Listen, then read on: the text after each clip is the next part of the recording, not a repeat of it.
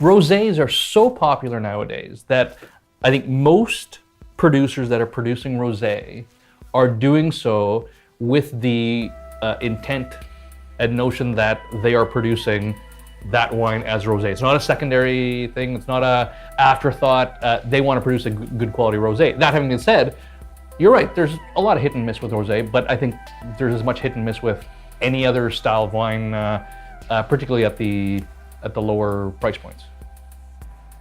You just berated me for misrepresenting rosés. So, and rightfully so. And rightfully so. As wine editor of Quench Magazine, you certainly have a level of leeway. I want to know what your first impression of it, because not only are you tasting Québécois wines for the first time, but this category can be, really hit and miss. And I think it's important to see where they could be heading within the next couple of years, especially since, like, you're right. I'll give you that one.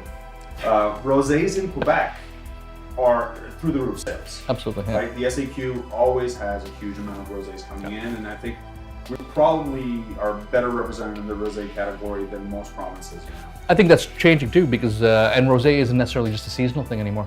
I think, and Provence rosé has really kind of led the way, and sales for Provence rosé in North America are exponential every year in terms of growth. I mean, they're the pool juice of the Hamptons, basically. No more white Zinfandel, thank God.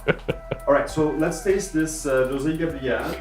Well, first thing I gotta say is I find it interesting that, so with the reds and the rosé, and rosé I expect this, but with the reds, they're all screw top. Whereas with the whites, they were all cork. Two were real cork, one was a synthetic cork, but I find it interesting that the reds would be in a screw top and the whites would be still with a cork. It would make sense to me that everything would be in a screw top. It doesn't really make it. I'm confused as to why that would be the case. Why make that choice? Exactly. So again, from an emerging region and from the style of wines that I've tasted thus far, the key is freshness.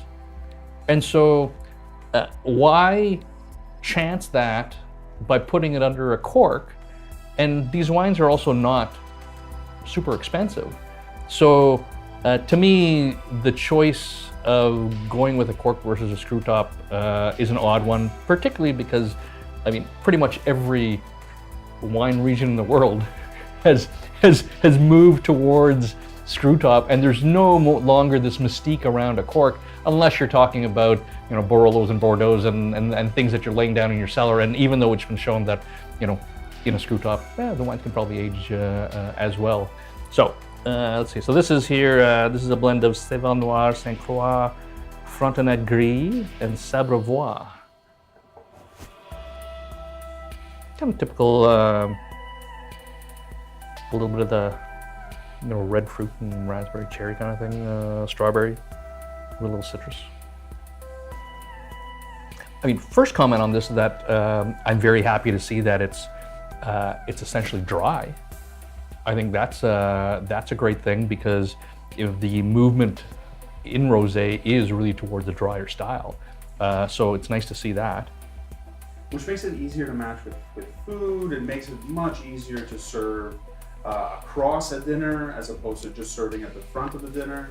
Absolutely, and I think also it leads, even from a perception standpoint, from the general consumer, that it's a more serious wine. And I don't mean serious in terms of, I mean, it's not just the sitting on the patio white Zinfandel with chicken wings wine. Check that again. I mean, fresh, drinkable. Again, fairly simple, not a lot of complexity to it, but it's not bad.